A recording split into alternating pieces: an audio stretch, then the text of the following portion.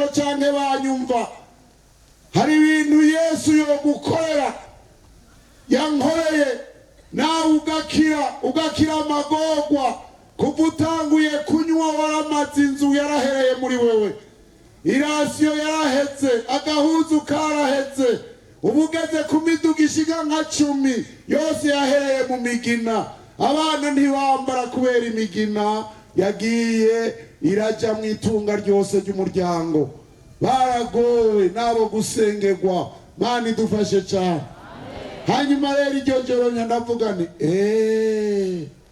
nico gituma nyoye kimwe nywa bibiri nywa bitatu nihuzure kumbe ndi nk'umugina Imana sibanganye umugina uri muri jewe iyo migina yose sibanganye hanyuma rero uwo twavugana cyararengana mu gatondo ngenda gupima yuko kumutaga ngenda gupima yuko Imana yasibanganije ya migina icyashitse murantunge ndakivuga ngiye kwaka icupa ry'ikiyeri hajya ndaryakiriye naciye numva insevu ibikurikira muca mubyumva ntandiruka ndarekura hanyuma ndongera ndasubira bigaruka kwa kundi bukeye ndasubira biba kwa kundi hama birakomera ntibyakunda yuko nshobora no guca iruhande y'umuntu aborewe umuntu aborewe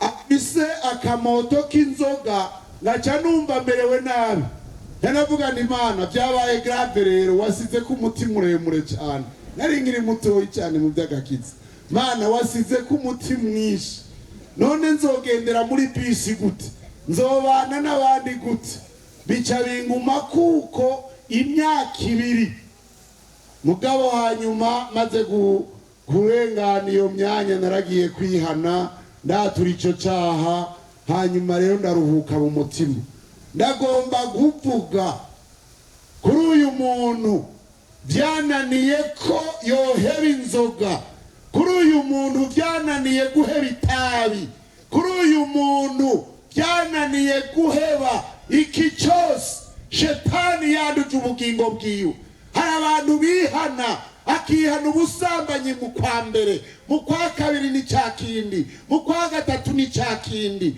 muri we shetani yararitse Imana iguhe kwatura kujanjagurika neza guha Yesu byose amen hari ubushobozi bw'amaraso ya Yesu ubushobozi buzanana n'ukwihana iyo umuntu yihanye icyaha yifuza ngo kimuveko n'amosozi menshi nta kabuza arahariko Mana idufashe cyane amen amen amen hari ibihumanya impwemu hari ibihumanya ubugingo hari ibihumanya imibiri yacu hari mucete Paulo yandikiye abitesaloniki igice cya 5 icete cya mbere Paulo yandikiye abitesaloniki tubanguke gatoyi icete cya mbere Paulo yandikiye abitesaloniki igice ni 5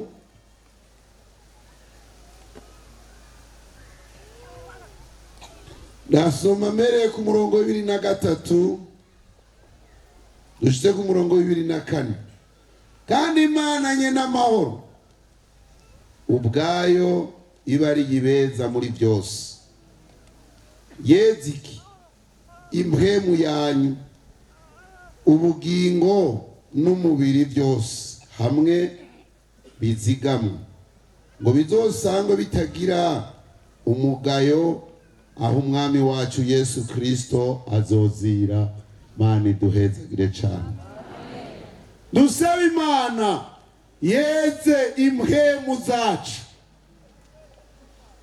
hari igihe shetani yahagarika Yesu amuhagarika ari aho gasongere ku rusengero hanyuma rero shetani abwira Yesu ngo upfuka musenge iri tunga ryose ry'isi ibiri mu isi byose ndabigabanya ndabiguha icyubahiro cyose nkandakiguha. Yesu aravuga ngo biranditswe ngo uzusenge Imana yonyene sa. Amen. Shetani haratuzanira ibyanduza impwemu zacu. Mbega nibihe n'umuntu kubaho mu buzima afise ubuzima bwama bwidoga, afise igisabisho cyo kwidoga mu gitondo ku mugoroba, ewe jewe naragowe, yiyatura ko naragowe, ewe jewe naragowe.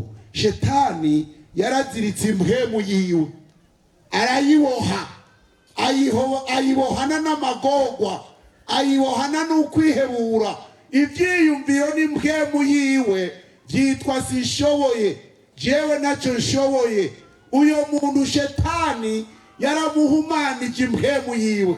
Mani dufashe cyane. Amen. Urakwiye kumenya ko Imana ari data, ari papa wawe. Ugira uti Mana, papa wo mwijuru. Amen. Papa wo mwijuru, Mana mvise udapfa, abavyeyi mvise bazopfa, abagenzi mvise bompewa, ariko wowe Mana umpora hafi. Kuko ijambo ry'Imana rivuga ngo nimuhagarike imitima yanyu, ngo ibyo mugomba mubibwire nde? Imana mu gusenga, mu kwinginga no mu gukenguruka. Ngo kandi Imana izoduha amahoro ashibamira imitima yacu. Imana iduhezagire cyane, Imana idufashe.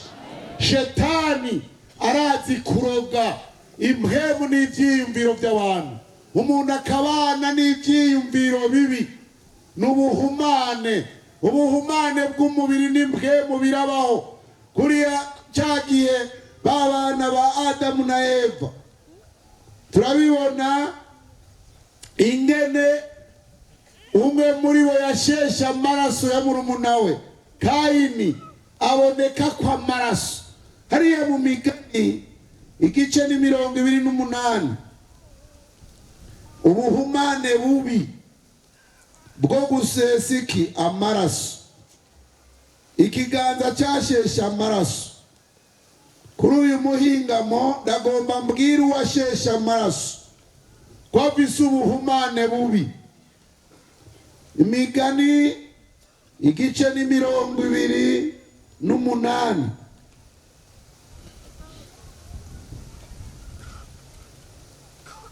murongo w'17.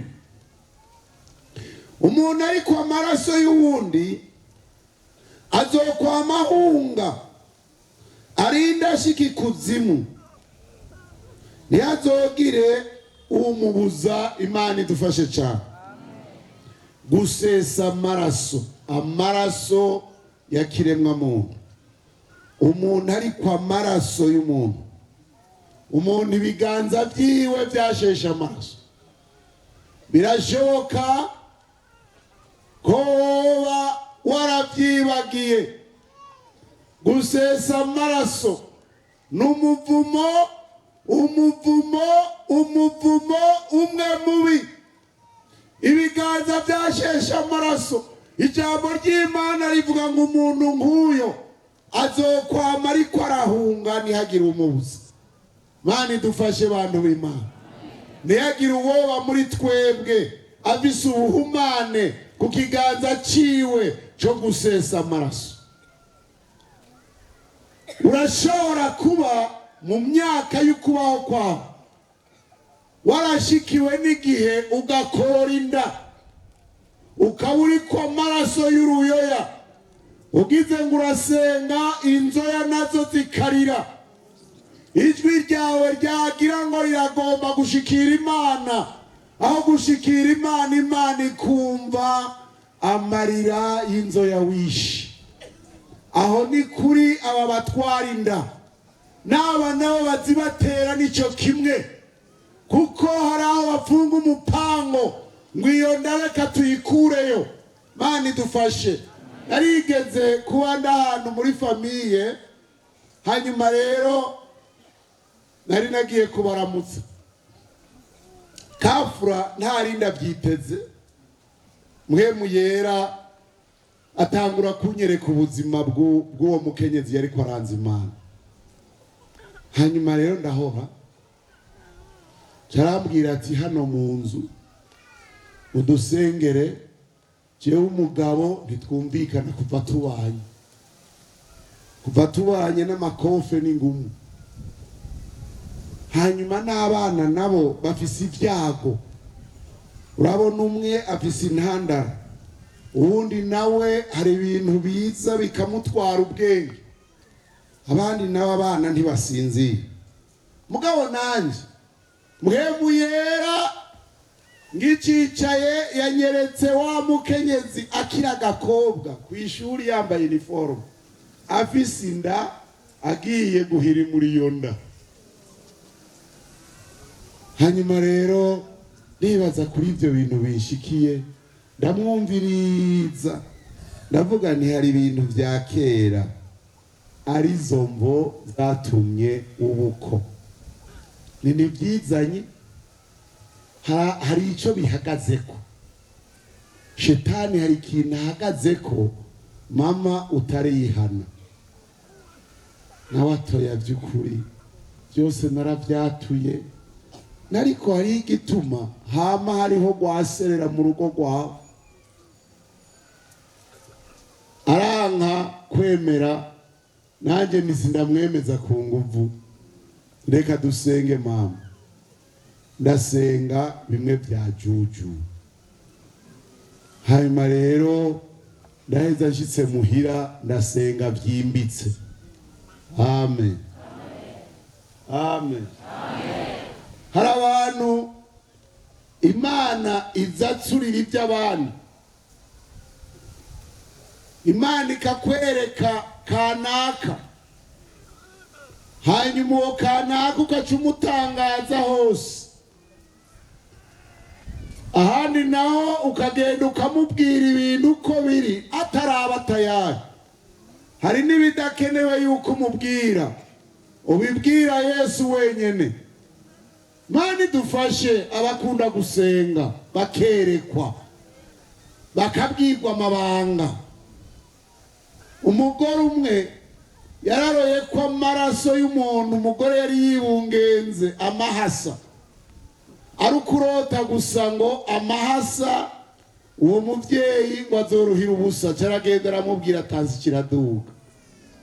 Tansi duze wa muvyeyi ntiyashikanye. Hama rero agaca yirata ngo Imana yari yarabimbariye. Imana ntiyabikubwiye ngo ugende ubimubwire, yari ikugize inderetsi ishobora gupambana na Shetani. Shetani agiye guteza icago kuri uwo muvyeyi. Bakunzi bene data, muri ico gice cy'impwemu nidukwiye kuba abanyamakuru. Imana ntiyatugize abajurnaliste, Imana iduhibanga rikomeye kugira ngo turiteramire, kuko dufise ububasha umwami Yesu yaduhaye bwo gushingura karimbi Shetani yashinze. Amen. Dufise ububasha bwo gusenda impwemu mbi ikimuka. Igihe cyose rero Imana iguhishuriye ibanga riri kuri mwene so, ukamubona ari gusa, ukamubona Shetani agomba mukorera ibi, si umwanya wo kubitangariza mugenza, si umwanya wo kubibwira abasenzi. Hariya mu cyumba cy'amahombi cyabure mu rusengero, abavise aho basengera, uzi n'amakuru, jewe nabonye mwarimu ameze uku nuku. Erega abo bakirisi ubwiye bazoca bamuvako, none uzoca usigarana mwarimu wuhe? Mana idufashe cyane. Imana ibiguteguriye igitsibo cyo gutabara umukozi, cyabure gutabara iki cyose Shetani agomba azane. Ndaheza rero ndagenda ndasenga, bari iminsi senga, ndasengera uwo mugore umutwaro wiwuranzako.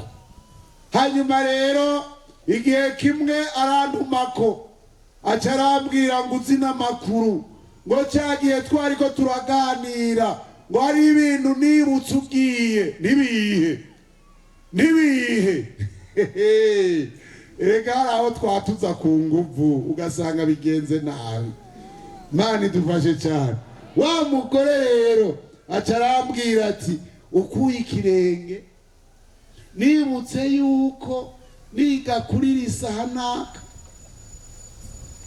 narakoze icyaha, cyo cyaha kirambera beza ntwara inda, iyo nda baranyosha ndayikorora, umwana arapfa.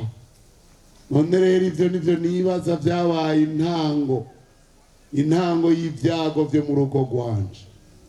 Hari abantu bazi intango y'amagorwa bagowe mu ngo zabo, bagiye barasambanye, bagiye batwaye abana ataraba umugabo bafise, bagiye barakoze ibyaha, ariko byaranze ko babyihana neza, byaranze ko babitunganya. Niyo mvo yuko urugo rwawe waburiyemo amahoro. Hanyuma rero ndamusengera Imana, numvise ukwatura kwiza, hanyuma rero biragenda neza. Myaka yakurikiye umugabo arakira agakiza, kandi mu rugo haraba amahoro. Mana idufashe cyane. Ubuhumane bwo gusesa amaraso na icyaha cyo tukura tukutuku Yesu arakeza kikera derere, wowe uri kwa maraso y'umwana w'umuntu. Uyu munsi Yesu arakugomba kuko uraremerewe n'amaraso washeshe. Mana idufashe cyane. Amen. Nta buhumane bungana n'ukwambara impuzu wivye, nta buhumane buriho bungana no kurara mu nzu yubakishijwe isima wivye, yubakishijwe amabati wivye. Iyo usenga ayo mabati n'impome zose zica zisanza hejuru yawe, zikabamba ibisabisho ntibiduke. Ukama wibaza ngo byavuye kuki? Byavuye kuri ico kintu wihanye mugabo ntiwasubiza. Amen. Genda nimba byarabaye uko, ugende kuri uwo muntu wivye, umubwire uti narakwivye, kandi ibyo nakwivye ngisingishobora kubyegeranya, biraha naha njira ukugomba nzoje mwijuru. Ibi byose dufise, ibi byose mubona dufise, tuzobisiga hano mwisi. Nikihe gisumba ijuru ubona wogumugumije ukumirako. Amen. Amen. Amen. Nta buhumane bungana ngo kuba waranyaze umupfakazi ukarya ibyo wibye mu itongo ryiwe. Mana idufashe cyane. N'ubuhumane bukomeye, n'ubuhumane butagira uko bungana, kubera abana biwe udufuvye afise. Iyo tubuze ibyo turya, murazi Imana ivuga ngo ni jewe se wiki w'imfuvyi, ucaburira se rero w'izo mfuvyi nawe akaraba. Mbega warabiriye wobibonana amahoro? Mana idufashe cyane. Mana idufashe. Gusesa amaraso, kunyaga abandi, gutoteza abo mu muryango wawe. Reka nje kuri so na nyoko, cyange data na mama, wewe ndakureke. Hariya Abanyefeso igice cya gatandatu Pawulo yandikiye Abanyefeso, yaravuze ku bucuti twogiriranira n'abatuvyaye. Igice cya 6 ndasoma umurongo wa mbere usa kuwa 3. Bana, mwumvira abavyeyi banyu umwami wacu, kuko ibyo ari byo bigororotse. Wubahe so na nyoko. Ico nico cagezwe ca mbere kirimwo isezerano, kugira ngo uronke amahoro urambire ku isi. Amen. Uku niko Imana ihagarariye papa na mama boba bakijijwe boba badakijijwe, boba bataririmba kuririmba, boba ari imboregwa, boba ari abapfumu, boba ari abantu bameze uko wita ko ari kubi, boba ari inkozi z'ibibi, amaraso utwaye munsi y'urukoba n'amaraso yawe. Amen. Woshobora kwiyambura impuzu ariko ntushobora kwiyambura amaraso ya nyoko na so. Mana idufashe cyane.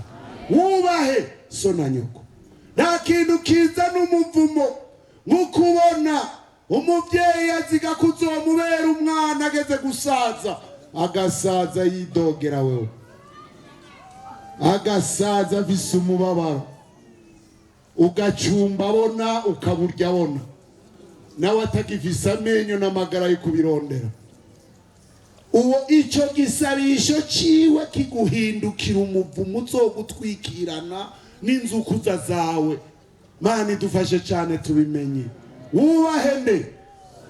Wubahe so na nyoko, abiri Imana yakubumbiyemwo, ukaba umwana wabo uko boba bari kose, naho boba bakaze gute, naho boba ari imboregwa zimeze gute, ubaha so na nyoko. Umwe wese arafise aho yavuye. Niko gahembe? Niko? Mbega baherutse mwaramutse ryari, bahindutse abasi bivuye kuki? Wambaye muri wewe amaraso y'abavyeyi, mama wawe na papa wawe. Ijambo ry'Imana rivuze ngo wubahe so na nyoko. Amen. Amen. Abagifise abapapa, abagifise abamama, uyu munsi ugerageza uko bishoboka abakiriho, ntuzohave wikumbagaza kumva ngo baza baragiye, murazi none ngo bagiye twaratase, ngo twafa itongo yaragiye abayagiye. Bani idufashe cyane. Bigishoboka wubahe so na nyoko. Umuvumo ukomeye dukura mu bavyeyi, uwo muvumo uradukurikirana iyo twababereye abana babi, iyo twagiye turatunduza imitima yabo igatundura, tukabababaza. Hariho n'abatuka abavyeyi babo, hariho n'ababakubita.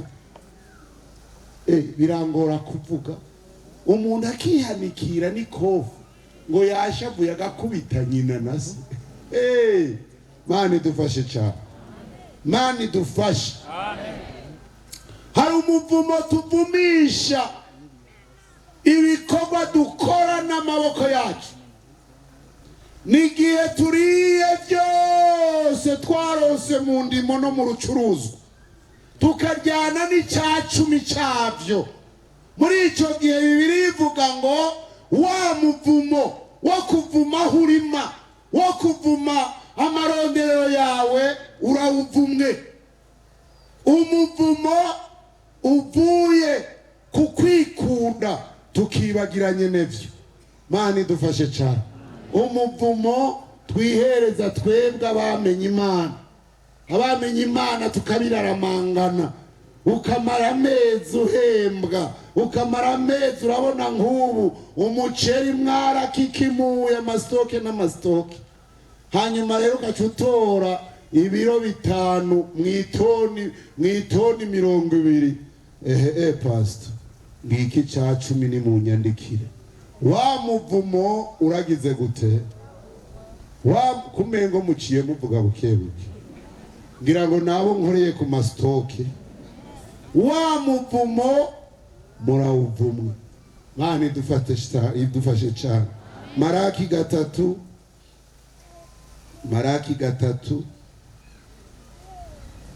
ubwo nabwo n'ubwoko bw'imivumo y'impwemu. Tukarima ururyi rugaheza rukagira gute? Rukabijamwo. Ariko iyo twatanze ikigira 10 tukabyitwararika, hari jambo Imana yavuze itisubirako, ivuga ngo nzokura ururyi mu ndimiro zanyu. Imana ihinduka umuteramyi w'amaronderero yacu. Nibaza yuko mwahabonye Maraki 3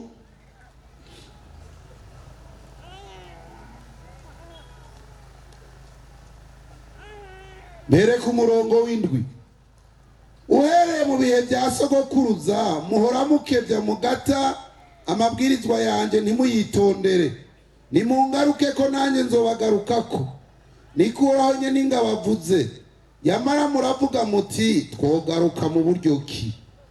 Mbega umuntu yogunga Imana? Ariko mwebwe mwarangunze. Yamara muravuga muti twakugunze ibiki? Mwangunze 10 n'amashikanwa. Wa muvumo murawuvumwe, kuko ihanga ryose uko mungana mwangunze. Imana idufashe cyane. Katika maisha mu kubaho kwacu hari icyitonderwa kuva wakiriye agakiza. Nuko mu by'Imana yaguhaye ukwiye gushimisha Imana. Ishikanwa ryawe cyangwa 10 kivuye mu by'Imana yahezagije ibiganza byawe. Ninde yavutse afise amafaranga? Akiva mu nda y'umubyeyi akaba yavutse afise bijya afise. Ibishobora gukwigwa mu mufuko n'ibidakwigwayo ibyo afise iby'Imana yaguhaye.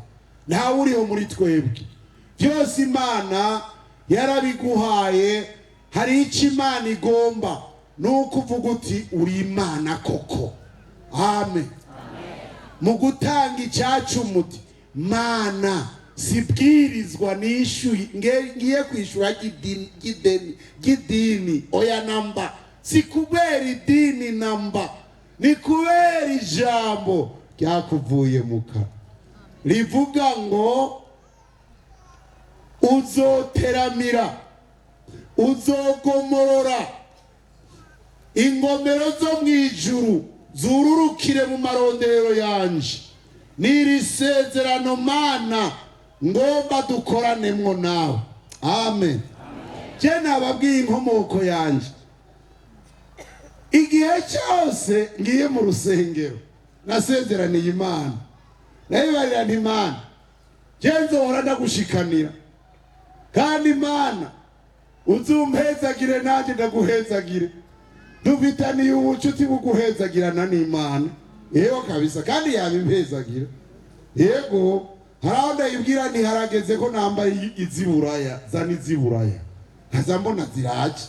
Akorero n'akabanga k'ingene dukorana n'Imana. Iyo ngiye gushikana iminsi yose mu mufuko namambarira Imana ni ngomba Mana ndagushikanire. Nkabyiyumvira ko naheza nkavuga nti Mana ngomba ndaguha inoti nkuru yo muri iki gihugu ndimo, nawe umvungire umpa inoti nkuru yo mwijuru. Amen. Amen. Abari inyuma mwanyumvise. Jewe twe n'Imana nkoresha systeme y'ukuvunja. Mana mvunjira. Hano mu Burundi dufise inoti nkuru. Ini noti yangahe? Ya 10. Ibihumbi 10 Mana niyo noti nkuru. Niyo ngomba ndaguhe, ndasavye umpe nawe inoti nkuru iri hariya mwijuru. Amen. Ubwo n'ubucuti dufitani. Ngomba nawe ngende mu mufuki wawe, sindabiza amashikanwa bamaze kuyatanga. Mbega inoti y'ijana hano igura ikintu giki? Nibaza abavyeyi murabizi ikibiriti ni ubwini inoti y'ijana. Sabwe ko muvuga gahoro gahoro. Ikibiriti kigwa nga ijana. Rero ndakubwira insiguro yacu. Mana narakwihweze nsanga ukwiriye ikibiriti, nawe umpereze mwijuru ibibiriti. None niba cyawe bifata amashikanwa bakayahezagira. none bayahezagiye ntibayahereje Imana. Yesu nashimwe, Yesu nashimwe. Narakuyihweje sanga mu by'unkorera bisa no kumba ikibiriti, naje ndaguhaye ikibiriti. Bane dufashe cyane. Amen. Mbega turiko turatahura umuntu akwiye gushikana biva he mu mutima.